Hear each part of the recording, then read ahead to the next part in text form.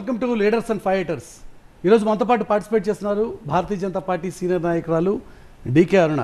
దాదాపుగా 3 దశాబ్దాలకు పైగా రాజకీయ ప్రస్థానంలో ఎక్కువ సమయం కాంగ్రెస్ పార్టీ నాయకురాలుగానే చలమణి అవుతూ వచ్చారు. కాంగ్రెస్ పార్టీ నాయకురాలుగానే ఉన్నారు.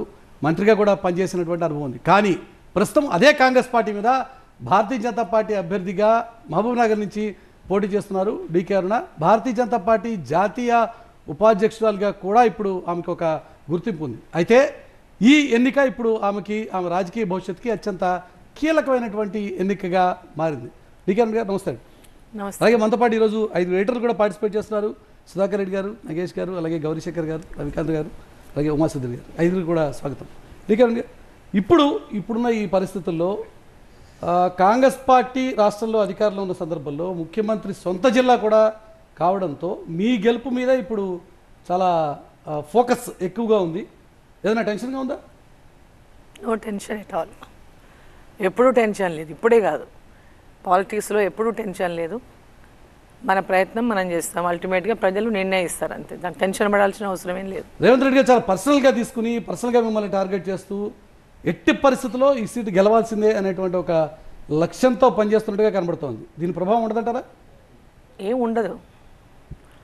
ఇప్పుడు మొన్న మహబూబ్ నగర్ జిల్లాలో ఈ పార్లమెంట్ సెగ్మెంట్లో 7 అసెంబ్లీలు కూడా కాంగ్రెస్ పార్టీ గెలిచింది. సో వాళ్ళ ఎన్నికకి దీనికి చాలా తేడా ఉంది. ఫస్ట్ థింగ్, ఎందుకంటే మొన్న ఎన్నికల్లో కేసీఆర్ మీద కోపంతో వీళ్ళకి ఓటేశారు. అక్కడ నిలబడి ఇప్పుడు గెలిచిన వాళ్ళు ఎవరు ప్రజలతో మమేకమై పనిచేసిన వాళ్ళు ఎవరు కూడా లేరు. అక్కడ ప్రజలతో సంబంధాలు ఉండి ఎంతో సేవ చేసి ప్రజలలో గుర్తింపు తెచ్చుకొని గెలిపియాలా మా ఎమ్మెల్యే అట్లాంటి సర్వీస్ ఇచ్చి గెలిచినటువంటి వాళ్ళు ఎవరూ లేరు. మొన్న కేసీఆర్ని ఓడగొట్టాలనేటటువంటి ఆయన మీద వ్యతిరేకతతోన, కేసీఆర్ ఫ్యామిలీనే వ్యతిరేకతతోన కాంగ్రెస్ పార్టీ గెలిచింది అక్కడ. అది కూడా మొత్తం పెద్ద మెజార్టీలు ఏం లేవు. అక్కడ గెలిచినది నామమాత్రంగా గెలిచినారు. సో ఇప్పుడు రేవంత్ రెడ్డి గారు ఒకటే కొద్ది మెజార్టీ ఎక్కువ, అంటే మిగతా అన్ని పెద్ద మెజార్టీ వచ్చిన సీట్లు కావు. ఆయన ఒకటే దగ్గర 30,000 మెజార్టీ వచ్చినట్టుంది. మిగతా అన్నీ కూడా మామూలు మెజార్టీలతోనే గెలిచినారు. అదే కాకుండా లాస్ట్ టైం 7 అసెంబ్లీస్ ఇంత బీఆర్ఎస్ గెలిచింది. ఆ 7 అసెంబ్లీస్ ఒక్కొక్క ఎమ్మెల్యే మీరే అంటున్నారు. ఒకసారి బీఆర్ఎస్ మొత్తం 7 స్థానాలు గెలిచింది, కాంగ్రెస్ పార్టీ 7 స్థానాలు గెలిచింది అంటున్నారు. మరి అలాంటప్పుడు బీజేపీకి స్పేస్ ఎక్కడ ఉంది? బీజేపీ నాయకురాలుగా మీకు ఎక్కడ స్పేస్ ఉంది? అందుకే చెప్తున్నా, 7 స్థానాలు గతంలో బీఆర్ఎస్ గెలిచింది. అప్పుడు కేసీఆర్ గారు చాలా స్ట్రాంగ్ ఉన్నారు, బీఆర్ఎస్ పార్టీ చాలా స్ట్రాంగ్ ఉంది. అప్పుడు ఒక్కొక్క ఎమ్మెల్యే 50,000 60,000 మెజార్టీతో గెలిచినారు, ఎవరు? TRS MLAs. అటువంటి సమయంలో కూడా ఫస్ట్ టైం నేను లాస్ట్ టైం బీజేపీ నుంచి కంటెస్ట్ చేసిన. సో నరేంద్ర మోదీ గారు అప్పుడు ఇప్పుడున్నంత పెద్ద ఎత్తున ప్రజలకు కింది వరకు కూడా పోలేదు. ఎప్పుడు ఇక్కడ గవర్నమెంట్లో లేము. అప్పుడు భారతీయ జనతా పార్టీకి క్షేత్రస్థాయిలో కూడా ఇంత స్ట్రాంగ్ ఇది అప్పుడు లేదు, గతం 19లో కంపేర్ చేసుకుంటే ఇప్పటితో. సో అప్పుడు ఉన్నటువంటి ఆ వాతావరణంలోనే అప్పుడున్నటువంటి ఎడ్యుకేటెడ్ కానీ యూత్ కానీ, అదేవిధంగా నాకు జిల్లాలో ఉన్నటువంటి పరిచయాలతో కానీ, అందరికీ తెలిసిన వ్యక్తిగా కానీ 60,000 ఓట్ల నుంచి 3,33,000 ఓట్లు తెచ్చుకున్నాం బీజేపీలో. సో నేరో ఓట్లతో నేను ఓడిపోయినాను. సో ఈసారి ఉన్న పరిస్థితులు వేరు. ఈసారి 5 సంవత్సరాలు భారతీయ జనతా పార్టీలో పనిచేసినాం, పార్టీని స్ట్రెంథెన్ చేసినాం, మోదీ గారి కార్యక్రమాలను క్షేత్రస్థాయికి తీసుకెళ్ళగలిగినాం. మొన్న అసెంబ్లీ ఎలక్షన్లు డిఫరెంట్. మొన్న అసెంబ్లీ ఎలక్షన్స్ అప్పుడే people were saying next vote Modi గారికి, పెద్ద ఓటు మోదీ గారికి, ఈ ఓటు వదిలేయండి అనేటటువంటి విధంగా చాలామంది బీజేపీ అడిగినక్కడ కొంతమంది, ఎందుకంటే కేసీఆర్ ఓడిపోవాలనేటటువంటి దీంతో. కానీ రాష్ట్రంలో ఇప్పుడు రేవంత్ రెడ్డి గారి హయాం నడుస్తున్న సందర్భంలో, ముఖ్యమంత్రిగా ఉన్న సందర్భంలో ఖచ్చితంగా ఆ ఇన్ఫ్లుయెన్స్ ఉంటుంది ఒకటి. రెండవది, పర్సనల్గా మిమ్మల్ని కూడా టార్గెట్ చేస్తూ గద్వాల గడి దొరసాని అని చెప్పి మిమ్మల్ని అభివర్ణిస్తున్నారు సీఎం రేవంత్ రెడ్డి. సభల్లో కూడా మిమ్మల్ని అలాగే ప్రస్తావిస్తున్నారు. ఆ ఇంపాక్ట్ కొంత ఉండదంటారా? ఏముండదు. గద్వాల వాళ్ళకి తెలుసు, మామూలు వాళ్ళకి తెలుసు అది గడినా కాదనే సంగతి. ఈడ మీడియాలో ఒర్లినంత మాత్రాన అది గడి కాదు. అరుణమ్మ మారిపోదు అని చెప్పని దొరసాని కాదు. అరుణమ్మ ఏందో ప్రజలకు తెలుసు. అరుణమ్మ ప్రజల మనిషి. ఆయన ఓ దొర, ప్రజలకు అందుబాటులో ఉండడు, ఫోన్లో ఎవరికి దొరకడు, చిక్కడు, దొరకడు. ఆయన దొరికేది ఓన్లీ మీడియా వాళ్ళకి మాత్రమే. వేరే వాళ్ళకి ఎవరికి దొరకడు. ఆయన గ్రౌండ్లో ఏముంది చెప్పండి మీరు? గ్రౌండ్లో రేవంత్ రెడ్డి గారు మా ఉమ్మడి పాలమూరు జిల్లాలో ఎక్కడ పనిచేసినాడు చెప్పమానండి. ఆయన జెడ్పీటీసీ, ఎమ్మెల్సీ, 2 సార్లు ఎమ్మెల్యే. జిల్లాలో మరి గ్రౌండ్లో ఏమేం పని చేశాడు, ప్రజల కోసం ఏం పోరాటాలు చేశాడు, ప్రజల కోసం ఏమి తీసుకొచ్చాడు జిల్లాకు, అది కూడా ఉండాలి. అపోజిషన్లో ఉన్నప్పుడు ఎక్కువ స్కోప్ ఉంటుంది. ఈ వాజ్ ఆల్వేస్ వచ్చి 100 రోజులే అయింది మొన్ననే. కాబట్టి జనాలకు ఒక ఎక్స్పెక్టేషన్స్ కూడా ఉంటాయి కదా. వచ్చిన ప్రతి ఒక్కరు 100 రోజులైంది, ఇప్పుడే నడక నేర్చుకుంటున్నాం అంటే ఏందండి? రాష్ట్రం అయితే కొత్తగా లేదు కదా, ఇప్పుడే పుట్టలేదు కదా. ఆయన కేసీఆర్ వచ్చి అదే చెప్పిండు, ఇప్పుడే పుట్టిన రాష్ట్రం, కొత్త రాష్ట్రం, దీనికి ఇప్పుడే పుట్టింది కాబట్టి దీనికి కొంచెం నడక నేర్చుకోవాలి, కొంత సమయం కావాలన్నాడు. అన్ని నెక్స్ట్ టైం గెలిచిండు. ఇప్పుడిప్పుడే నడక నేర్చుకుంటుంది, నా మీద దాడి చేస్తే సేమ్ డైలాగ్స్. అసలు డైలాగ్స్లో ఏమైనా తేడా ఉందండి? మీరు పెట్టి చూడండి ఇద్దరు మాటల్ని. కేసీఆర్కి రేవంత్ రెడ్డి గారికి మాటల్లో ఏమైనా తేడా ఉందా? Same dialogues. ఈరోజు చూసిన ఇంతకుముందే ఇప్పుడే నడక అరే సేమ్ డైలాగ్స్. ఆయన మాట్లాడిన మాటలు ఈయన మాట్లాడుతున్నాడు. అంటే అధికారంలోకి వచ్చిన ప్రతి ఒక్కరు ఇట్లే మాట్లాడితే ఇంకా 5 ఏళ్లలో వీళ్ళు ఏం చేస్తారు? అందుకోసం 5 ఏళ్ళకి అవకాశం ఉంది రేవంత్ రెడ్డి గారికి, పనిచేయడానికి అవకాశం ఉంది, ఆయన పెర్ఫామ్ చేయడానికి అవకాశం ఉంది. సో జనాలు కూడా కొంచెం మొన్ననే కదా ఓటేసాం, కొద్దిగా కొత్తగా అధికారంలోకి రాలేదు కదా. బీఆర్ఎస్ పార్టీ కొత్తగా అధికారంలోకి వచ్చింది అనుకున్నాం ఆ రోజు. కాంగ్రెస్ పార్టీ కొత్తగా అధికారంలోకి వచ్చిందా? కాంగ్రెస్ పార్టీ స్వాతంత్రం వచ్చినప్పటి నుంచి ఇప్పుడే కాంగ్రెస్ పార్టీ అధికారంలోకి వచ్చిందా తెలంగాణలో అడుగుతున్నా. ఇంత ఇన్ఎక్స్పీరియన్స్ నేను ఎందుకు పెట్టాలి ముఖ్యమంత్రిగా? మరి వచ్చిన ప్రతి వాళ్ళకి టైం కావాలి, మాకు 5 ఏళ్ళు అంటే ఇంకెందుకండి వీళ్ళు? ఎందుకు 5 ఏళ్ళు? లీడర్షిప్ క్వాలిటీ ఉండాలండి. పార్టీస్ ఆర్ నెక్స్ట్ తర్వాత సంగతి. ఎక్కడున్నాయి చెప్పండి ఆయన క్వాలిటీస్? సో రేవంత్ రెడ్డి గారి క్వాలిటీస్ లేవు ఎక్కడున్నాయి చెప్పండి అని అడుగుతున్నా. ఒక మంత్రి చేసిన అనుభవం లేదు, ఎమ్మెల్యే యాక్సెప్టెన్స్ అయితే ఉంది కదా. కేసీఆర్ లాంటి ఒక సీనియర్ లీడర్ని ఓడించారు అనుకోవచ్చుగా. ఓడించారు రేవంత్ రెడ్డి గారు. ఏడ ఓడించాడు? ఆయన ఎక్కడ ఓడించాడు కాదా? ఆయన ఎక్కడ ఓడించిండండి? ఆయన సీట్లు గెలిచినాక ముఖ్యమంత్రి అయితే ఆయన ఎట్లా ఓడించినట్టు అయితే నాకు చెప్పండి. రేవంత్ రెడ్డి సెంటర్ గానే ఎలక్షన్. అరే ఆయన ఇద్దరిని మేము ఓడించినాం. బీజేపీ వాళ్ళు ఇద్దరిని ఓడించింది కదా. చంద్రశేఖర్ రావుని ఓడించింది, కామారెడ్డిలో ఓడించాం కదా. రేవంత్ రెడ్డిని ఓడించింది, బీజేపీ ఓడించింది. వాళ్ళు ఎక్కడ ఓడించారు చెప్పండి? ఇంకా చాలా ప్రశ్నలు ఉమాసుందరి గారు. మీరు అంటున్నారు అక్కడ మహబూబ్ నగర్లో మీరే ఒప్పుకున్నారు కాంగ్రెస్ 7 సెగ్మెంట్స్లో ఉంది అన్నది.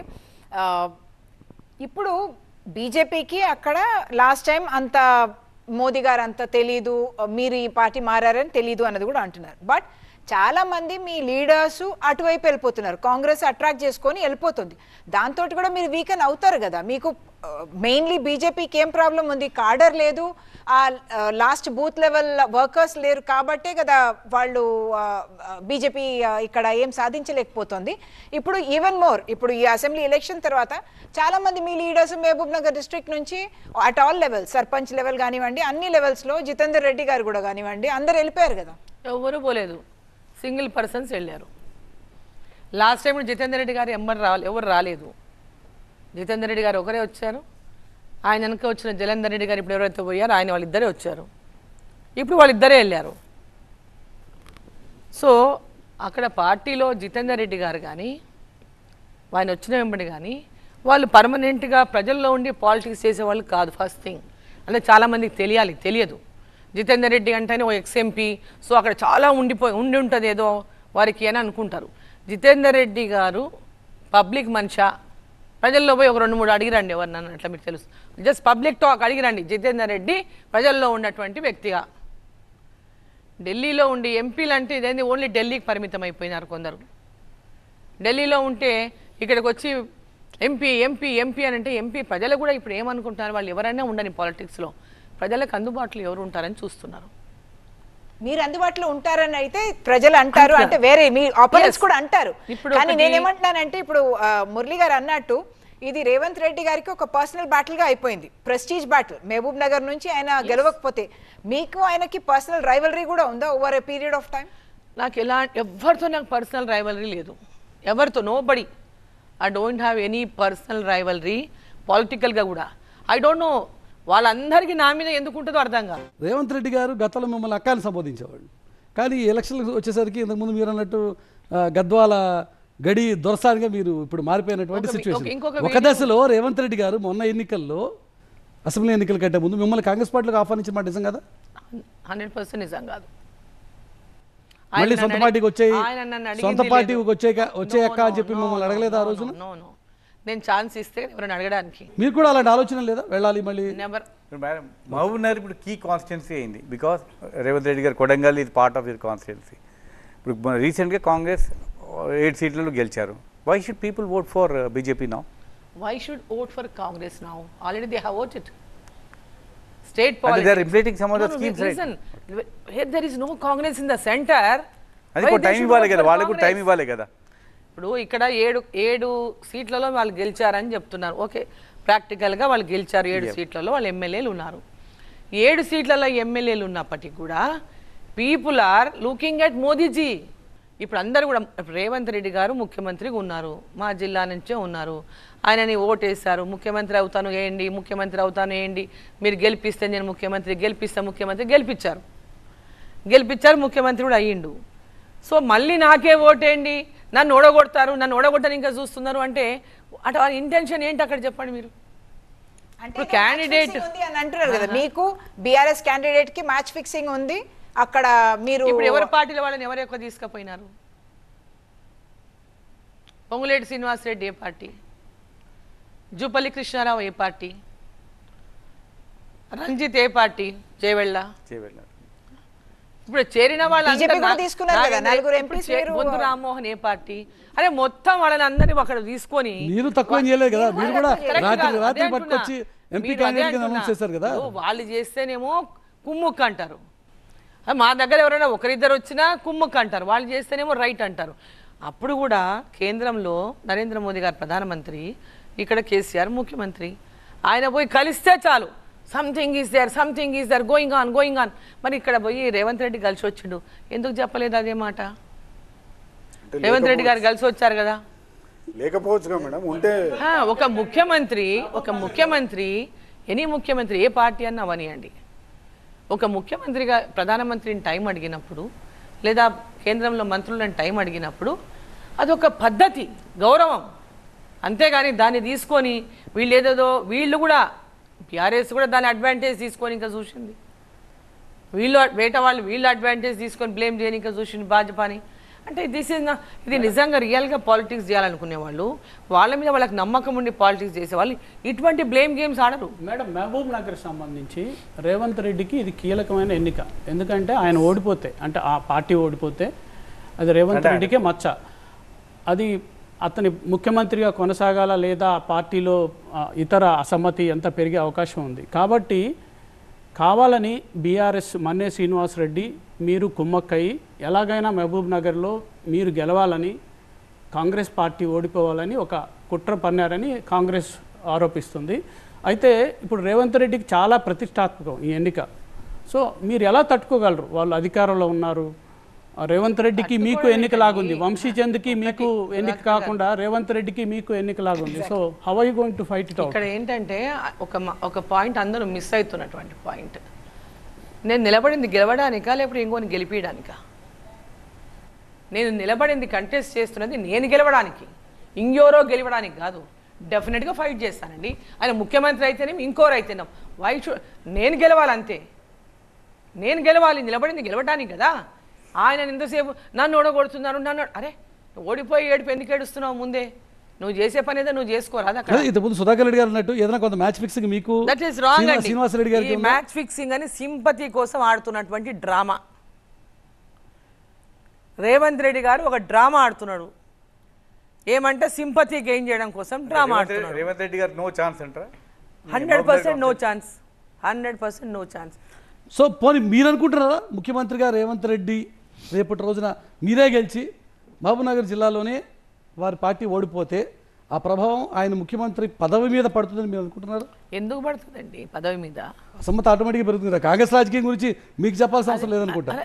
భలే ఉంది. ఆయన ఓడిపోతాడా గెలుస్తాడా అనేది రేపు ప్రజలు నిర్ణయిస్తారు మహబూబ్ నగర్లో. కాంగ్రెస్ క్యాండిడేట్ ఓడిపోతుంది. కాంగ్రెస్ క్యాండిడేట్ ఆయననే పోటీ చేస్తున్నా అని చెప్తుండు కదా, అందుకే ఆయన ఓడిపోతాడని అడుగుతున్నా నేను. సో మీ కాంగ్రెస్ నన్ను ఓడగొట్టొద్దండి, నన్ను ఓడగొట్టని ఇంకా చూస్తున్నారంటే ఈ himself claim that he's candidate. Madam ఇప్పుడు ఆయన తనే క్యాండిడేట్ అని చెప్పుకుంటున్నాడు అక్కడ.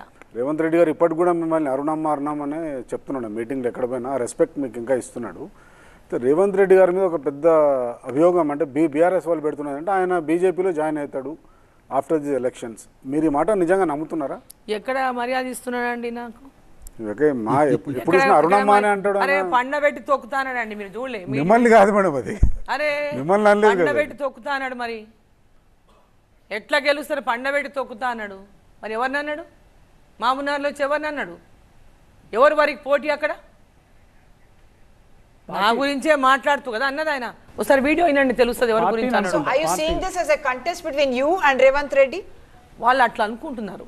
నేను కాంగ్రెస్ పార్టీ క్యాండిడేట్ ఎవరైనా ఉండని, he himself feeling that he is contesting. Madam Revanth గారు ఒక చాలా ప్రధానమైన ఆరోపణ మీ మీద చేస్తున్నది ఏంటంటే, అసలు ఎందుకు గెలిపియాలి డీకే అరుణ గారిని? 5 ఏళ్ళుగా ఆమె బీజేపీ నేషనల్ వైస్ ప్రెసిడెంట్ ఉంది. పాలమూరు రంగారెడ్డి ప్రాజెక్ట్ మీద ఒక మాట మాట్లాడలేదు. ప్రధానమంత్రి గారు అన్న 10 ఏళ్ళు ప్రధానమంత్రి గారు నరేంద్ర మోదీ గారి దగ్గర పోయి ఒక చిన్న రూపాయి తేలేదు. అటువంటిప్పుడు ఎందుకు డీకే అరుణ గారు ఓటేయాలంటారు? మీరు నిజంగా ఏం చేయలేదా పాలమూరు రంగారెడ్డికి? పాలమూరు రంగారెడ్డి ప్రాజెక్టుకు బీజం వేసిందే DK Aruna. Where was Revanth Reddy then? Where was this candidate then? Where was this other candidate then? Palamuru Rangareddy ప్రాజెక్టుకు బీజం వేసిందే డీకే అరుణ. వీళ్ళు జిల్లాలో లేరు, వీళ్ళ ప్రాజెక్టు గురించి తెలియదు. ప్రాజెక్టు గురించి ఇప్పుడు వాళ్ళకి Mahabubnagar Palamuru Rangareddy project actually it was designed for Mahabubnagar పార్లమెంట్లో ఉన్న 7 సెగ్మెంట్స్ కోసం. ఆ 7 సెగ్మెంట్స్లో గతంలో నెట్టెంపాడు, భీమా, కల్వకుర్తి, ఏదైతే కోయిల్ సార్ ఉన్నాయో ఆ ప్రాజెక్ట్తోన ఆలంపూర్, గద్వాల్, దేవరకద్ర, వన్పర్తి, కొల్లాపూర్, నాగర్ కర్నూల్ అండ్ కల్వకుర్తి వరకు ఆ ప్రాజెక్ట్స్ వాటర్ వస్తుంది. నెట్టంపాడు ప్రాజెక్ట్ వచ్చి గద్వాల్ అండ్ ఆలంపూర్, భీమా ప్రాజెక్ట్ వచ్చి Makthal part and Devarakadra part and Wanaparthy part, and Kalwakurthy వచ్చి వనపర్తి, కొల్లాపూర్, నాగర్ కర్నూల్, కల్వకుర్తి. సో ఈ ప్రాజెక్టుల కోసం పోరాటాలు చేసిందే డీకే అరుణ ఆనాడు. వాళ్ళు మా కాంగ్రెస్ అది చెప్తున్నా, కాంగ్రెస్ నాయకురాలుగా మిగతా వాళ్ళు ఎందుకు చేయలేదండి? మిగతా వాళ్ళు ఎందుకు చేయలేదు? కాంగ్రెస్ పార్టీకి కాంగ్రెస్ లో ఉన్న వాళ్ళు మిగతా వాళ్ళు ఎందుకు చేయలేదు అని అడుగుతున్నా. అరుణ గారు, why only DK Aruna should fight for them? ఇప్పుడు ఏం చేశారు? సో ఆ క్రెడిట్ మీకే వస్తుందంటారా? 100%. ఈరోజు పాలమూరు రంగారెడ్డి ప్రాజెక్టును జాతీయ హోదా గురించి పదే మాట్లాడుతున్నారు రేవంత్ రెడ్డి గారు. ఈ Palamuru Rangareddy original design was Jurala నుంచి వాటర్ తీసుకోవాలి, తీసుకొని 7 నియోజకవర్గాలకు నీరు అందివ్వాలి. కేసీఆర్ ఏం చేసినట్టు దీన్ని తీసుకుపోయి కల్వకుర్తి ప్రాజెక్ట్ ఎక్కడి నుంచి అయితే మనం సోర్స్ ఉందో సేమ్ శ్రీశైలం బ్యాక్ వాటర్ నుంచి సోర్స్ తీసుకున్నాను. మళ్ళీ నేను దానికోసం సింగిల్గా పోరాటం చేసిన కేసీఆర్తో. ఎవరు రాలే నా ఎంబడి? నేనే పోయి 3 సార్లు కొట్లాడిన ఆయనతో అసెంబ్లీలో పోయినప్పుడు. ఆయన ఖరాఖండిగా లేదు, జూరాలలో వాటర్ లేదు, నేను అక్కడనే తీసుకుంటాను, డిజైన్లు మార్చిండు, ఇష్టం ఉన్నట్టు చేసిండు. ఎవరు నోరిప్పలేదే ఆ రోజు, ఎవరు మాట్లాడలేదే. మరి ఈ ప్రాంతం వాళ్ళు నోరెందుకు ఇప్పలేదు? డీకే అరుణ ఒక్కతే ఉంది ఆ జిల్లాలో. సుధాకర్ రెడ్డి గారు అన్నట్టు బీజేపీ నాయకురాలుగా ఈ రోజున తెలంగాణకు ఒక జాతీయ ప్రాజెక్ట్ ఎందుకు తీసుకురాలేకపోయారు? బీజేపీ నేషనల్ స్టోరీ లేకుండా దీని ఎండింగ్ జరగదు. ఆ డిజైన్ మార్చిన తర్వాత దీనికి జాతీయ హోదా కావాలంటే డిపిఆర్లు ఉండాలి. డిజైన్లు మార్చేసిండ్రు, అంచనాలు మార్చేసిండ్రు, అడ్డగోలుగా చేసిండ్రు. చేసి డిపిఆర్ ఒక డిపిఆర్ ఎన్నో డిపిఆర్లు మారిపోయినాయి. నేషనల్ లెవెల్లో ఎన్నో రకాలుగా పాలమూరు రంగారెడ్డికి పెద్ద ఎత్తున అనేక హర్డిల్స్ పెట్టుకున్నది అప్పుడున్న గవర్నమెంట్. మరి దానికి జాతీయ హోదా ఎట్లా వస్తుందండి? డిపిఆర్ లేకుండా వస్తుందా? డిపిఆర్ లేకుండా జాతీయ హోదా వస్తుందా చెప్పండి మీరు? మరి రేవంత్ రెడ్డి గారు మాట్లాడుతున్నాడు కదా, ఈ వాజ్ ఎంపీ కదా, పాలమూరు బిడ్డ కదా. ఇప్పుడు మీరు ఎంపీగా గెలిస్తే అప్పుడు కూడా పాలమూరు బిడ్డ కదా. తెలంగాణకి ఏదైనా జాతీయ హోదా గురించి నేను పూర్తి చెప్పాలన్న మీద బ్లేమ్ చేస్తున్నాడు కాబట్టి. ఆయన పాలమూరు బిడ్డ కదా. కొడంగల్లో మొన్న ఎలక్షన్లు ఏం చెప్పిండు? నేను చచ్చిపోయినా నా శవం ఇక్కడికి వస్తుంది అన్నాడు. మరి పాలమూరు బిడ్డ మల్కాజిగిరిలో పోటీ చేసినప్పుడు, పార్లమెంట్ మెంబర్ అయినప్పుడు మీరు పార్లమెంట్లో ఎందుకు దీని గురించి మాట్లాడలేదు అని అడుగుతున్నా. నేను మెంబర్ కాదు పార్లమెంట్, జాతీయ ఉపాధ్యక్షురాలు. అంటే జాతీయ హోదాకి ఏమైనా సంబంధం ఉన్నదా? Is immature? ఈజ్ ఈ సీఎం ఆర్ నాట్? ఇప్పుడు మీరు ఎంపీగా గెలిస్తే మీరు ఏమైనా కమిట్మెంట్ ఇవ్వగలుగుతారా? ఖచ్చితంగా తెలంగాణకి ఒక జాతీయ ప్రాజెక్ట్ వచ్చే ప్రయత్నం జరుగుతుంది. డెఫినెట్గా ఎందుకంటే ఆల్రెడీ ఆంధ్రప్రదేశ్కి No, no, no. పోలవరం ఒకటి- ఇచ్చారు, ఒకటి- తెలంగాణకి ఏమి No, no, ఇవ్వలేదు no, కదా no. ఇన్ని రోజులు. No, no, no. తెలంగాణ ఇప్పుడు- ప్రజానికి ఆవేదన. ఇప్పుడు కూడా ఆ పాలమూరు రంగారెడ్డి ప్రాజెక్టు గురించి వీళ్ళు పోయి రిప్రజెంట్ చేసినారు ఢిల్లీలో. అక్కడ ఉన్నటువంటి మా ఎవరైతే ఇరిగేషన్ ప్రాజెక్ట్ సలహాదారుగా ఉన్నారో శ్రీరామ్ గారు, వాళ్ళు మాట్లాడిన తర్వాత వాళ్ళు పాలమూరు రంగారెడ్డికి ఏమన్నారు, 60% ఫండ్స్ ఇస్తామని చెప్పింది కేంద్ర ప్రభుత్వం. జాతీయ హోదా అనేటటువంటి వర్డ్ ఇప్పుడు ఎక్కడా దేశంలో ఇవ్వటం లేదు, దానికి ఖచ్చితంగా మేము ఫండింగ్ చేస్తాము అని సెంట్రల్ గవర్నమెంట్ చెప్పింది. చెప్పినా కూడా వీళ్ళు రాజకీయం చేస్తూ ఉన్నారు. ఇక్కడ 60% కమిట్మెంట్ ఇప్పించగలుగుతారా? ఇచ్చారు ఆల్రెడీ. ఫండ్స్ రావాలి కదా. అరే కేంద్రం నుంచి దానికి డబ్బులు ఏమైనా ఎప్పుడైనా కేటాయింపులు రాలేదా? ఉండాలి కదా, నోటి మాట కాదు కేంద్ర కదా. ప్రభుత్వం ఇచ్చిన ప్రతి హామీని కేంద్ర ప్రభుత్వం నిలబెట్టుకున్నదండి. ఇప్పుడు ఇంకోటి కూడా చెప్పిన నేను రేవంత్ రెడ్డి గారికి, ఆ ప్రాజెక్టు ద్వారా ఈ మహబూబ్ నగర్ పార్లమెంట్ సెగ్మెంట్లో నీళ్లు రావు, అది టేల్ ఎండ్ అయిపోతుంది. ఇప్పుడున్న పాలమూరు రంగారెడ్డి డిజైన్ టేల్ ఎండ్ అయిపోతుంది. కొడంగల్కి ఆయన లిఫ్ట్ పెట్టాడు ఒకటి, నారాయణపేట టు కొడంగల్ లిఫ్ట్ అని 1 lakh acresకి 50,000 69 జీవో అని, గతంలో నేనున్నప్పుడు వచ్చిన జీవోని అది నేనున్నప్పుడు మంత్రిగా ఉన్నప్పుడు తెచ్చిన జీవోనే. ఈ 10 ఏళ్ళు కేసీఆర్ దాన్ని పక్కన పెట్టేసిండు. ఇప్పుడు ఆయన ముఖ్యమంత్రి అయినాక ఆ జీవో ద్వారా అక్కడ ఫౌండేషన్ వేసిండు. ఫౌండేషన్ వేసి ప్రాజెక్ట్ అయిపోయిందనే చెప్తున్నాడుగా. సో కేసీఆర్ సేమ్ కేసీఆర్ లాగా అయిపోయింది చేసేసిన, ఓ రాయి కొట్టేస్తే అయిపోయింది చేసేసిన, దానికి ఫండ్స్ ఏమో తెలియదు, దాని కథ ఏమో తెలియదు. నేను ఒకటి అడుగుతున్నా, పాలమూరు రంగారెడ్డి ప్రాజెక్టుకి అప్పుడు మొత్తం 10 లక్షల ఎకరాలకు నీళ్ళు ఇవ్వాలని, కొంత పరిగి ప్రాంతంలో, కొంత నల్గొండ జిల్లాలో 8 lakhs acres nearly Mahabubnagar parliament సెగ్మెంట్లో. ఇప్పుడు నేను అడుగుతా ఉన్నా, ఒక్కొక్క నియోజకవర్గానికి ఒక్కొక్క 1,00,000 ఎకరాలకు నీళ్ళు ఇచ్చే విధంగా మీరు పాలమూరు రంగారెడ్డి డిజైన్ని పేరు మారుస్తారా, డిజైన్ మారుస్తారా, ఏం మారుస్తారో చేయండి. ప్రాజెక్ట్ రిపోర్ట్ తయారు ఓకే, రాష్ట్ర ప్రభుత్వం చేయండి, అడ్మినిస్ట్రేటివ్ శాంక్షన్ ఇప్పించండి, కేంద్రం నుంచి నిధులు నేను తీసుకొస్తా. 60% ఇప్పిస్తారా? ఎస్, 60%. ప్రాజెక్టు నేను నిధులు తీసుకొస్తా. ప్రాజెక్ట్ పూర్తిగా నిధులు తీసుకొస్తారు. ప్రాజెక్టు నేను నిధులు తీసుకొస్తా. ఇది రాష్ట్ర ప్రభుత్వానికి దాన్ని first approval చేయమని. ప్రభుత్వానికి రేవంత్ రెడ్డి గారికి మీరు విసురుతున్న సవాలా ఇది? 100% అండి. దాన్ని 7 నియోజకవర్గాలు నీళ్ళు అందించేటువంటి ప్రాజెక్టు రూపొందించండి, ప్రాజెక్టు చేపిస్తాం, దాన్ని తయారు చేయమనండి, ఫస్ట్ రిపోర్ట్ తయారు చేసి శాంక్షన్ ఇప్పియమనండి. రేవంత్ రెడ్డి గారు ఏమన్నారంటే, మీరును ఇది బీఆర్ఎస్ చేతులు కలిపారని. బీఆర్ఎస్ ఏమంటున్నారంటే కాంగ్రెస్ మీరు చేతులు కలిపారని. ఇది దీంట్లో ఎంత నిజం ఉంది రెండు థియరీస్లో? నేను లేకపోతే ఎందుకు వస్తున్నాయి? మీరు భారతీయ జనతా పార్టీ ఎవ్వరితో చేతులు కలపలేదండి, వాళ్ళిద్దరు చేతులు కలుపుకొని ఉన్నారు. కాబట్టి ఇద్దరు సేమ్ మాట మాట్లాడుతున్నారు. వాళ్ళిద్దరు ఆ విధంగా మాట్లాడుకోవాలని అనుకునే మాట్లాడుతున్నారు. వాళ్ళిద్దరికీ ఉంది అటాచ్మెంటు. ఎప్పుడైనా భారతీయ జనతా పార్టీ ఆ పార్టీతో కలిసిందా కేసీఆర్తో? చరిత్ర ఎవరికి ఉన్నది? టీఆర్ఎస్తో కలిసిన చరిత్ర ఎవరికి ఉన్నది? కాంగ్రెస్ పార్టీకి ఉన్నది. కాంగ్రెస్ పార్టీకి ఆ చరిత్ర ఉంది. మంత్రులు కలిసి పనిచేసిండ్రు, యూపీఏ గవర్నమెంట్లో కలిసే ఉన్నారు కదా, తెలంగాణ గవర్నమెంట్లో అప్పుడు ఉమ్మడిగా ఆంధ్రప్రదేశ్లో కలిసే ఉన్నారు కదా. మా గొంతులు కూడా కోసిండ్రు టీఆర్ఎస్తో అలయన్స్ పెట్టుకొని. నేను ఇండిపెండెంట్ పోటీ చేసిన, వాళ్ళు మాట్లాడితే ఎట్లండి? లాస్ట్ ఇయర్ నుంచి కాన్స్టెన్సీ ఇప్పుడు క్యాంపెయిన్ చేస్తూ ఉన్నారు. What are the major issues మీకు వచ్చిన ప్రజల నుంచి వచ్చిన ఏమొస్తున్నాయి? ప్రజల నుంచి మెయిన్ హౌసింగ్ ప్రాబ్లం ఉంది, ఇరిగేషన్ వాటర్ ప్రాబ్లం ఉంది. అంటే ఈ పార్లమెంట్ సెగ్మెంట్లో అసలు పెద్ద ఎత్తున బతకడానికి పోతారు, బయట కరువుకు పోతారు. కరువు జిల్లా బొంబాయికి చాలా బస్సులు పోతుంటాయి.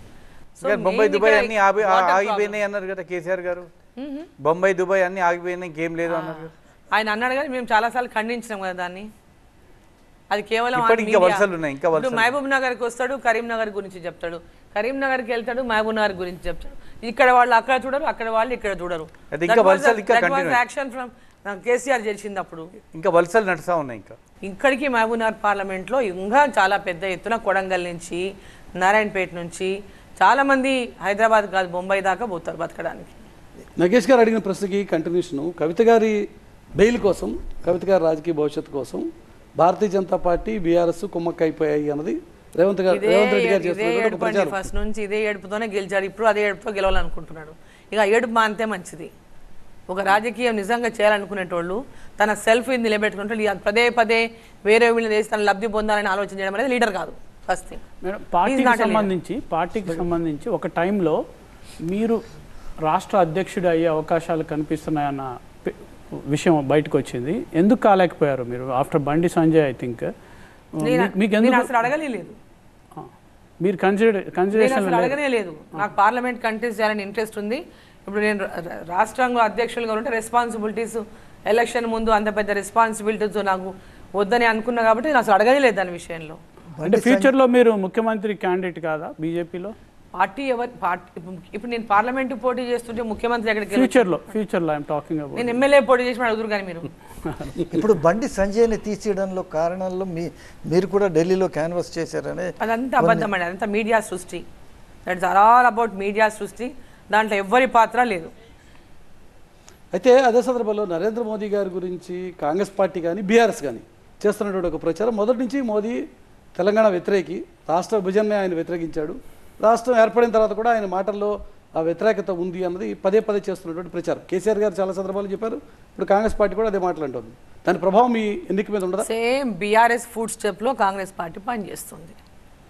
వాళ్ళ అడుగు జాడల్లోనే ఈరోజు కాంగ్రెస్ పార్టీ రేవంత్ రెడ్డి డైలాగ్స్ కానీ, తిట్లు కానీ, మాటలు కానీ, ఆ స్క్రిప్ట్ అంతా మొత్తం అదే వాడుతున్నాడు ఆయన.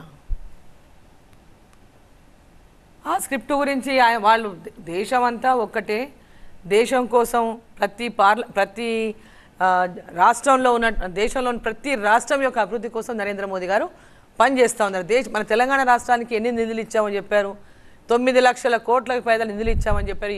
దేనికి ఇచ్చామని ఒక ప్రజెంటేషన్ కూడా ఇచ్చారు కిషన్ రెడ్డి గారు. ఇంకా పదే పదే అదే మాట్లాడుతుంటే అసలు అది ఏదో రాజకీయం కోసము ప్రజల లోపల సెంటిమెంట్ తేవాలి, ఆ సెంటిమెంట్తో మేము బతికేయాలి, మా పార్టీ బతికేయాలి అనేటటువంటి మాటలు మాట్లాడుతూ ఉన్నారు. బీఆర్ఎస్ అదే మాట్లాడింది, మళ్ళీ ఇప్పుడు ఇది కాంగ్రెస్ అదే పాట పాడుతూ ఉంది. నెక్స్ట్ అన్ని సర్వేలు చెప్తున్నాయి మళ్ళీ ఎన్డీఏ ప్రభుత్వమే వస్తుంది నేషనల్ సెంటర్లో అని. ఇటువంటి సమయంలో మీరు ఎన్నికైతే మీకు మంత్రి పదవి వచ్చే అవకాశం చాలా ఉంది, ఎందుకంటే సౌత్ నుంచి పెద్దగా ఎవరు లేరు, రిప్రజెంటేషన్ లేదు. సో ఈ సెంటిమెంట్ని మీరు బాగా వాడుతున్నారా మీ ఎలక్షన్స్లో? అంటే ప్రజలు అనుకుంటారు, వాళ్ళు ఊహించుకుంటారు కదా. కామన్ పీపుల్ అందరూ ఊహించుకుంటారు, ఎవరంతా వాళ్ళు మా లీడర్ కావాలని అనుకుంటారు. మేము గెలిపించిన లీడరు కేంద్రంలో మంచి హోదాలో ఉండాలని అనుకుంటారు. It's very common. కార్యకర్తల్లో కానీ ఆ ప్రాంతం ప్రజల్లో కానీ వాళ్ళు అనుకుంటారు ఉమెన్ ఒకటే ఉంది మేడం, కాబట్టి అవకాశం ఉంటుంది మనం గెలిపియాలా అనేది పీపుల్లో ఉండేటటువంటి ఒక కార్డు వాడుతున్నారా బాగా? మనమేం వాడటం లేదు, పీపుల్ వాడుతున్నారు. దానికి మనం అయోధ్యలో రాముడి గుడి బాగా హైప్ ఇస్తున్నారు సెంటర్. మొన్న జనవరి 22 నాడు ఇనాగరేషన్, నిన్న మొన్న సన్ రేజ్ ఇక్కడ పడ్డాం. ఎంత మటుకు ఇంపాక్ట్ ఉంటుందండి అసలు? ఉంటుందా ఉండదా అసలు? సరే, ఇప్పుడు 22 జనవరి రోజు జరిగినటువంటి అయోధ్య రామ మందిరంలో జరిగినటువంటి ప్రాణ ప్రతిష్ఠ కార్యక్రమం ప్రతి గ్రామంలో ప్రతి ఒక్కరు చూశారు. చాలా బ్రహ్మాండంగా చేసుకున్నారు ఆ యొక్క కార్యక్రమాన్ని. రాముని యొక్క ప్రాణ ప్రతిష్ఠ విషయంలో అది అంతవరకు చాలామందికి తెలియదు. ఇన్ని సంవత్సరాల నుంచి గుడి ఇక్కడ కాలేదు, ఒక షెడ్లో రాముని పెట్టారు, ఇప్పుడు అయ్యిందనేది ఆ రోజే అందరికీ తెలిసినటువంటి మూమెంట్ అది. కానీ దేశమంతా రామ మందిర ప్రభావం చాలా బలంగా ఉంటుందని బీజేపీ నమ్ముతుంది. పాలమూరు విషయానికి వచ్చేసరికి, ఎస్పెషల్లీ మీ నియోజకవర్గం వచ్చేసరికి అక్కడ మైనారిటీలు కూడా ఈక్వల్గా బలంగా ఉన్నటువంటి నెంబర్. అటువంటి సిచ్యువేషన్లో రామ మందిరం గురించి గట్టిగా మాట్లాడితే నాకు నష్టం అని మీరు ఏమైనా భయపడుతున్నారా? ఎట్టి పరిస్థితుల్లో లేదు. ఎందుకు అంటే మనం పూజించే దేవుడు మనకు ఉంటాడు, వాళ్ళకు పూజించే అల్లా వాళ్ళకు ఉంటాడు, ఎవరి దేవుడు వాళ్ళకు ఉంటాడు. దానికి ఇంకోరు వ్యతిరేకించాల్సినటువంటి అవసరం లేదు. ఎవరు మేము మాట్లాడితే వాళ్ళు వ్యతిరేకిస్తారని భయం అంతకంటే లేదు. ఎందుకు భయపడాలండి? మేడం, మీరు స్పెసిఫిక్గా మీరు కాంగ్రెస్ ఫ్యామిలీ నుంచి వచ్చారు, always in Congress politics except that ఇండిపెండెంట్గా. సో అట్లా పరకాయ ప్రవేశం ఎలా చేశారు? ఈ సైద్ధాంతికంగా రెండు విభిన్నమైన పార్టీలు ఇప్పుడు రాముడి గురించి మాట్లాడుతున్నారు. Congress is more a secular approach, secular appeal. So how will you అందరిలాగే మీరు కూడా అంటే ఒక సిద్ధాంతపరంగా బీజేపీలో ఉంటే సెక్యులర్ కాదా?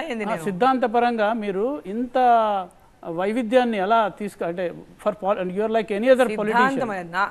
నాకు జాతీయవాదం చిన్నప్పటి నుంచే ఉందండి. జాతీయవాదం, నేషనలిజం అనే దీంతోనే నేను నేషనల్ పార్టీలో ఉండాలని పనిచేస్తున్నా, దేశం కోసం పనిచేస్తాం.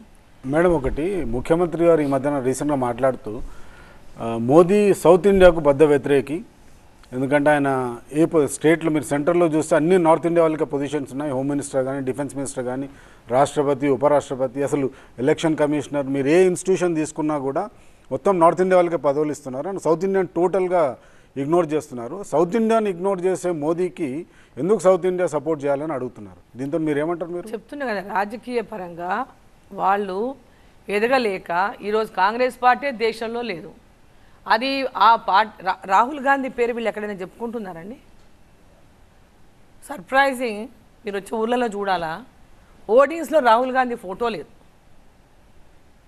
మోదీ గారి గురించి వీళ్ళు మాట్లాడుతున్నారు, లేనిపోనివన్నీ క్రియేట్ చేసి సింపథైజ్ చేసుకొని ఇంకా ప్రయత్నం చేస్తూ ఉన్నారు. ఇట్లా అంటే సౌత్ నార్త్ డివైడ్ చేయడానికి కుట్రలు పన్నుతూ ఉంది. ఇంతకుముందు బీఆర్ఎస్ పన్నింది, ఇప్పుడు కాంగ్రెస్ పన్నుతూ ఉంది కుట్రలని. మహబూబ్నగర్కి ఏమి ఇన్స్టిట్యూషన్స్ తీసుకురాగలుగుతారు మీరు ఒకవేళ ఎంపీగా గెలిస్తే? ఎందుకంటే ఈరోజు మీరే అంటున్నారు ఇప్పటికీ స్టిల్ పాలమూరు అంటేనే వలస జిల్లా, ముంబైకి పోయేటువంటి పరిస్థితి, లేకపోతే దుబాయ్కి పోయే పరిస్థితి అని చెప్పి. మరి అట్లాంటి జిల్లాకి ఏం చేసే ఆస్కారం ఉంది? మీకు ఒక సెపరేట్ ప్రణాళిక ఏమైనా ఉందా అసలు? ఎస్, ఇప్పుడు యాక్చువల్గా ఎడ్యుకేషన్ పరంగా వెనకబడి ఉంది మహబూబ్నగర్ జిల్లా. అవును, సరే కొంత చేసాం గతంలో, ఇప్పుడు ఇంకా చేయాల్సిందే. నేషనల్ లెవెల్లో సమ్ ఇన్స్టిట్యూషన్స్ ఇక్కడ తీసుకొచ్చుకోవాలి, IIIT తీసుకొచ్చుకోవాలని ఒకటి. అదేవిధంగా హాస్పిటల్స్ కూడా చాలా అంటే డిస్ట్రిక్ట్ హాస్పిటల్స్ ఎక్కడైతే కాన్స్టిట్యున్సీ హెడ్ క్వార్టర్లో ఉందో, గతంలో బీఆర్ఎస్ ఏం చెప్పారంటే అన్ని ఏరియా హాస్పిటల్ని సూపర్ స్పెషాలిటీ హాస్పిటల్ చేస్తామన్నారు. ఏ ఒక్క హాస్పిటల్ సూపర్ స్పెషాలిటీ హాస్పిటల్ కాలేదు. సెంట్రల్ గవర్నమెంట్ ఇచ్చిన ఫండ్తోనే హాస్పిటల్ నడిచినాయి. ఈరోజు కూడా హాస్పిటల్ పరిస్థితి ఉన్నది. సో ఈ హాస్పిటల్స్ని మంచిగా చేయడం ఒకటి, సూపర్ స్పెషాలిటీ హాస్పిటల్ తీర్చిదిద్దడానికి సెంట్రల్ గవర్నమెంట్తో మాట్లాడి హాస్పిటల్స్ని ప్రజలకంతా కూడా అక్కడనే జిల్లా కాన్స్టిట్యున్సీ హెడ్ క్వార్టర్లో వాళ్లకు వైద్యం అన్ని రకాలుగా అన్ని అంటే ఇమ్మీడియట్గా ఎమర్జెన్సీ వచ్చిందంటే పరిగెత్తాలి వేరే దగ్గరికి. అటువంటి ఇది లేకుండా హాస్పిటల్స్లో ఫెసిలిటీస్ చేయించాలని, హాస్పిటల్స్ని మంచిగా అప్గ్రేడ్ చేయించాలనేటటువంటి ఆలోచన ఉంది. ఇంకా అదేవిధంగా రైల్వే లైన్స్ రిక్వైర్మెంట్ ఉంది మా జిల్లాలో. ఇన్స్టిట్యూషన్స్ ఏమైనా తీసుకొస్తారా? ఇండస్ట్రీస్ ఏమైనా తీసుకొస్తారా? ఇండస్ట్రీస్ ఎందుకంటే అక్కడ సమస్య అంతా ఒకటి ఎంప్లాయ్మెంట్కి సంబంధించిన కారణం ఏమిటండి? అసలు మహబూబ్ నగర్ డిస్టిక్లోంచి పెద్ద పెద్ద నాయకులు వచ్చారు. మహేంద్రనాథ్ కానీ, జయపాల్ రెడ్డి గారు కానీ, ఆయన నేషనల్ లెవెల్లోనే షైన్ అయ్యారు. దాని తర్వాత మీ ఫ్యామిలీ సత్యారెడ్డి గారు కానీ, దాని తర్వాత మీ ఫాదర్ కానీ, మొత్తానికి చాలామంది, ఇంత మల్లికార్జున్ కానీ చాలామంది వచ్చారు. బట్ మహబూబ్ నగర్ ఏమిటంటే ప్రతి దాంట్లో చూస్తే బాటమ్ ఆఫ్ ద లిస్ట్లో ఉంది. ఎందుకండి మహబూబ్ నగర్ ఇట్లాగా అంటే? అందుకోసం ఇన్స్టిట్యూషన్స్ కానీ ఇండస్ట్రీస్ కానీ చాలా ఇష్యూస్ ఉన్నాయి మహబూబ్ నగర్లో చెప్పాలంటే. ఇప్పటికీ బాండెడ్ లేబర్ మొన్నటి దాకా because of irrigation only. Bonded labour అంటే అక్కడ మీకు పొలాలు ఉన్నాయి, దాంట్లో పంటలు పండించుకోలేరు. సో ఇరిగేషన్ లేక వెళ్ళారు. ఇరిగేషన్ లేకపోవడం వల్ల బ్యాక్వర్డ్నెస్తోనే చదువుకోలేదు. ఇప్పుడు లాస్ట్ 15-20 ఇయర్స్ నుంచి ఎడ్యుకేషన్ మీరు ఎవ్రీ ఇయర్ చూస్తే గ్రాఫ్ పెరుగుతుంది. ప్రతి ఒక్క మండల్లో జూనియర్ కాలేజ్ పెట్టించిన నేను మంత్రిగా ఉన్నప్పుడు every mandal that is a junior college. So ఆ విధంగా చాలా చేసాం. ఈ last 10 years is a big gap. 10 years అంటే స్మాల్ టైం కాదు ఇది. నేను 5 ఇయర్స్లో మంత్రిగా ఉన్నప్పుడు చాలా చేశాం జిల్లాకి. 5 ఇయర్స్ గ్యాప్, 10 ఇయర్స్ గ్యాప్ చాలా పెద్ద గ్యాప్ ఇది. మీ నామినేషన్ వేశారు కదా, అఫిడవిట్ చూస్తూ ఉంటే మామూలుగా ఏంటంటే నాయకుల ఆస్తులు పెరుగుతాయి, మీది తగ్గినాయి. అంటే 75 crore నుంచి 66 crore నిజంగానే తగ్గినాయా, లేకపోతే నిజంగానే తగ్గాయా, లేకపోతే అట్లా లెక్కల్లో చూపించారా? ప్లస్ ఇంకొకటి హైయెస్ట్ నెంబర్ ఆఫ్ వెహికల్స్ మీ దగ్గర ఉన్నట్టు చూపించారు. 80 లారీస్ అవి తన ఇంతకుముందు కాంట్రాక్ట్స్ చేసేటోడు. ఓకే, కాంట్రాక్ట్స్ చేశాడని అన్ని ఆగిపోయినాయి, ఒట్లు ఉన్నాయి. అట్లా ఉన్నాయి చూపియాలి కదా. మరి ఇప్పుడు ఆస్తులు అమ్ముకున్నారా? కాంట్రాక్ట్స్ చేసేవాడు తను. లాస్ట్ 10 ఇయర్స్ నుంచి ఏం చేయట్లేదు. సో అన్ని అక్కడ ఆగిపోయినాయి, అన్ని అట్లా వాడు చూపించాలి కదా అవి. What I wanted to ask you was, Meeru, you came from an influential family, of political family, and therefore it is easy. Now with women's reservation bill coming up, do you think politics is a good profession for women to come in? ఇక్కడ one Uma ఇక్కడ చెప్తాను, influential family అయినప్పటికీ కూడా నాకు ఏది స్మూత్గా రాలేదు. అటు మా ఫాదరు, ఇటు మా మామ, మా హస్బెండ్, ఇంతమంది పాలిటిక్స్లో ఉన్నా వితౌట్ మై హార్డ్ వర్క్ నేను ఎప్పుడూ గెలవలేదు. హార్డ్ వర్క్తోనే నేను పాలిటిక్స్లో సర్వైవ్ అయినా. ప్రజల మధ్యలో ఉన్నందుకే నేను ఇంతకాలం రాజకీయాల్లో ఉన్నా, లేకపోతే I would have not been. Valmiki Boya community మీ నియోజకవర్గంలో చాలా బలమైనటువంటి కమ్యూనిటీ. వాళ్ళకి ఎప్పటి నుంచో ఒక డిమాండ్ ఉంది, వాళ్ళని ఎస్టీలో చేర్చాలి అనేటువంటి డిమాండ్. ఎప్పుడు ఎన్నికల సందర్భంలో ఈ ఇష్యూ వస్తూ ఉంటుంది, మళ్ళీ పక్కకు పోతూ ఉంటుంది. ఈసారైనా వారికి సరైనటువంటి న్యాయం జరుగుతుందా? వాల్మీకి బోయ కమ్యూనిటీ ఎస్టీలో చేరే అవకాశం ఉందా? ఒకవేళ ఎంపీగా గెలిస్తే మీ ఫస్ట్ ప్రయారిటీ అదే అవుతుందా? ఖచ్చితంగా వాళ్ళకి హామీ ఇచ్చాం. నేను మళ్ళీ అసెంబ్లీ ఎలక్షన్ల కంటే ముందే వాళ్ళని అందరినీ ఢిల్లీకి తీసుకుపోయి చేస్తా ఉన్నారు. ప్రతిసారి వస్తూ ఉండదు అట్లాగే. ప్రతిసారి పోలేదు, మేము పోయింది ఒకేసారి. వాళ్ళు మా దగ్గరికి వచ్చారు. ఎందుకంటే అంతవరకు బీఆర్ఎస్ నమ్ముకొని ఉన్నారు కదా, బీఆర్ఎస్ నమ్ముకొని ఉన్నారు, కేసీఆర్ నమ్ముకొని ఉన్నారు. ఇంకా కేసీఆర్ చెయ్యడు అన్న తర్వాత మమ్మల్ని వచ్చి అడిగారు. మమ్మల్ని వచ్చి అడిగారు జాతి అక్కడంటే నేషనల్ లెవెల్లో ఆగిపోయింది అని వాళ్ళు అడిగారు. అప్పుడు పర్సూ చేసాం మేము ఎక్కడ ఆగిపోయింది ఏంటనే విషయానికి వచ్చి పర్సూ చేస్తే ఆ ఫైల్ ఇక్కడికి మళ్ళీ రిటర్న్ స్టేట్కి పంపించారు వాళ్ళు. దాంట్లో కొన్ని వాళ్ళు ఏదో క్వశ్చన్స్ చేశారు. ఆ క్వశ్చన్స్కి రిప్లైస్ వచ్చిన తర్వాత దాన్ని చేస్తామని చెప్పారు అవి. సో దాని మీద వాళ్ళకి దాన్ని పర్సూ చేయడానికి కూడా నేను వాటి కూడా పర్సూ చేసాము ఎలక్షన్లు అప్పుడు. సో వాట్ ఎవర్ తర్వాత ఇమీడియట్గా మళ్ళీ ఎలక్షన్లు వచ్చినాయి. తప్పకుండా వాళ్ళకి జరగాల్సింది చేయాల్సింది వాళ్ళకి ఇచ్చినటువంటి అంటే ఒక భరోసాని తప్పకుండా ఫుల్ఫిల్ చేస్తాం. మరి కాంగ్రెస్ పార్టీ 14 సీట్స్ వస్తాయని మళ్ళీ ముఖ్యమంత్రి గారు ప్రతి మీటింగ్లో చెప్తా ఉన్నారు 14 సీట్లు వస్తాయి ఎంపీ సీట్స్ ఈసారి. మళ్ళీ బీజేపీ బీఆర్ఎస్కి ఎన్ని వస్తాయి? మాకు 10 to 12 వస్తామని మా యొక్క నమ్మకం విశ్వాసం కూడా. ఇప్పుడు ఏం చెప్తున్నారు రేవంత్ రెడ్డి గారు 14 సీట్లు గెలిస్తే అక్కడ మా దగ్గర ముదిరాజ్ శ్రీహరి ఎమ్మెల్యే అయ్యాడు. ఆయనని మంత్రిని చేస్తా అని చెప్పాడు మొన్న నారాయణపేటలో వచ్చి. 14 సీట్లు గెలిస్తే శ్రీహరి మంత్రి అవుతాడని చెప్పాడు. అంటే 14 సీట్లు రావు, శ్రీహరి మంత్రి కాడు. ఓకే, ఇంకా అట్లనే చెప్పాడు 14 సీట్లు గెలిస్తే అని. ఇట్లా ప్రతిదానికి 14 సీట్లు గెలిస్తే 6 గ్యారెంటీలు చెప్పినట్టుగానే చెప్తున్నారు. సో ఇప్పుడు అవి 14 సీట్లు వచ్చేది లేదు, వాళ్ళు ఇప్పుడు చెప్పేవన్నీ వచ్చేది లేదనేది అర్థం. చాలా స్పష్టంగా మనం అర్థం చేసుకోవాలి. మీరు అన్నట్టు 12 సీట్ల కనుక భారతీయ జనతా పార్టీకి వస్తే సీఎం రేవంత్ రెడ్డికి ఇక ప్రమాదం పొంచి ఉంది అని చెప్పి అనుకోవచ్చా పొలిటికల్గా? ఎందుకంటే కాంగ్రెస్ పార్టీలోనే ఆయన ప్రమాదం గురించి మేము మాట్లాడట్లేదు, కొంత డిస్టర్బెన్స్ స్టార్ట్. ఆయన ప్రమాదం గురించి మేము ఆలోచించడం కూడా లేదు, అది వాళ్ళ ఇంటర్నల్ ఇష్యూ. మాకు పార్లమెంట్ సీట్లు 8 to 10 అనుకున్నాము, ఇప్పుడు 10 to 12 అవ్వచ్చు అని అనుకుంటున్నాము. సో మేము నెక్స్ట్ గవర్నమెంట్ రావడానికి మనం ఎట్లా ఈ సీట్స్ గెలిస్తే నెక్స్ట్ గవర్నమెంట్ ఫామ్ చేయడానికి పార్టీని ఎట్లా స్ట్రెంథెన్ చేసుకునే దీంట్లో ఆ లైన్లో ఉన్నాం. కానీ ఇప్పుడు ఈ గవర్నమెంట్ ఏం చేయాలనే థాట్లో మేము లేవు. అయితే ప్రమాదం పొంచలేదు. మా దగ్గర ఎన్ని సీట్లు ఉన్నాయి చెప్పండి? ప్రమాదం మా దగ్గర ఎన్ని సీట్లు? రేపు రోజున బికాస్ కేసీఆర్ గారు అంటున్నారు కదా మేము 100+ ఉన్నప్పుడే మీరు చీల్చడానికి ట్రై చేశారు, ఇప్పుడు చేయరా? నో ఇప్పుడు ఏమంటున్నారు రేవంత్ రెడ్డి, మొత్తం టీఆర్ఎస్లో ఉన్న ఎమ్మెల్యేలు కూడా వాళ్ళ పార్టీలోకి వచ్చేస్తారంటున్నారు కదా. ఇంకా ప్రమాదం ఎక్కడ పొంచుంది చెప్పండి మీరు? ఓకే, డికే రెడ్డి గారు ముగించే ముందు ఒక ర్యాపిడ్ ఫైర్ క్వశ్చన్స్. మీరు ఎస్ఆర్ నో ఆర్ ఏఆర్బి చెప్పొచ్చు, మీ ఇష్టం. డికే రెడ్డి గారు, మీరు పోటీ చేస్తున్నటువంటి పాలమూరు సీఎం సొంత ప్రాంతం, సీఎం సొంత నియోజకవర్గం అయినటువంటి పాలమూరులో మీ గెలుపు మీద మీకున్నటువంటి ధీమా ఏంటి? ఒకటి వ్యక్తిగతమైనదా లేక భారతీయ జనతా పార్టీకి పెరుగుతున్నటువంటి ఆదరణ? రెండు కూడా. నరేంద్ర మోదీ గారు మళ్ళీ ప్రధాని కావాలనేది ఒకటి, డీకే అరుణ గారు ఇక్కడి నుంచి గెలవాలి, దేశం కోసం మోదీ గారు ఉండాలి, పాలమూరు కోసం డీకే అరుణమ్మ ఉండాలి అనేది ప్రజల విశ్వాసం. ఓకే, మహబూబ్నగర్లో మీకు బలమైనటువంటి ప్రత్యర్థి ఎవరు? కాంగ్రెసా బీఆర్ఎస్? రూలింగ్ పార్టీలో ఉన్నటువంటి పార్టీనే. సో రేవంత్ రెడ్డి అంటారు నేరుగా? రూలింగ్ పార్టీనే. రేవంత్ రెడ్డి అనుకుంటారు ఎప్పుడు కూడా రూలింగ్ పార్టీనే ఉంటుంది. ఎవరైనా బలం ఎవరు ఉంటుంది? రూలింగ్ ఉన్న వాళ్ళకే ఉంటుంది.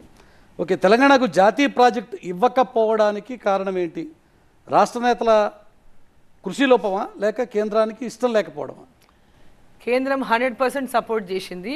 ఇప్పుడు పాలమూరు రంగారెడ్డికి ఈ ప్రభుత్వం ఏర్పాటైన తర్వాత వాళ్ళకి 60% of the project cost support చేస్తామని చెప్పింది కేంద్రం. అంతకుముందు ఉన్నటువంటి బీఆర్ఎస్ పార్టీ ప్రాజెక్ట్ డిపిఆర్ సరిగ్గా ఇవ్వకపోవడం వల్ల వారికి ఈ ఫండింగ్ అవకాశం లేకపోవడానికి కారణం. దేశంలో భారతీయ జనతా పార్టీ గెలుపు మీద ఉన్నటువంటి ధీమా ఏంటి? ఒకటి మోదీ చరిష్మానా లేక అయోధ్య రామ మందిరం? 2, మోదీ చరిష్మా అండ్ రామ మందిరం, బోత్. డీకే అరుణ రాజకీయ లక్ష్యం ఏంటి? ఇంతకుముందు మిత్రులు అడిగినట్టు కేంద్ర మంత్రి కావడమా లేక భారతీయ జనతా పార్టీ రాష్ట్ర అధ్యక్షురాలు కావడమా? పార్టీ ఏ అవకాశం ఇస్తే అది. సో కేంద్ర మంత్రి మీద ఎక్కువ ఆశ ఉన్నట్టుంది ఇందాక మీ మాటలు బట్టి. ఆశ అనేది కాదు, పాలిటిక్స్లో అందరికీ అన్నీ కావాలని ఆశ ఉంటుంది కదా, అది వేరే విషయం. ఇప్పుడు నేను పార్లమెంట్లో పోటీ చేస్తున్నాను, ఇప్పుడు ఎమ్మెల్యేగా ఉంటే అది వేరే, ఎమ్మెల్యే కాదు కదా elections, parliament elections. So party ఏ డిసిషన్ తీసుకుంటే ఆ డిసిషన్కి అబాయిడ్ అయిపోయి పని చేస్తాం అంతే. Thank you so much DK Aruna garu. TV కోసం సమయాన్ని కేటాయించేందుకు ధన్యవాదాలు. అలాగే పార్టిసిపేట్ చేసిన 5 రైటర్లు కూడా ప్రత్యేకించి కృతజ్ఞతలు. ఇది ఈ వారం లీడర్స్ అండ్ ఫైటర్స్లో భారతీయ జనతా పార్టీ సీనియర్ నాయకురాలు డీకే అరుణ. నెక్స్ట్ వీక్ మరొక ఎపిసోడ్లో మళ్ళీ కలుసుకుందాం. చూస్తూనే ఉండండి టీవీ 9.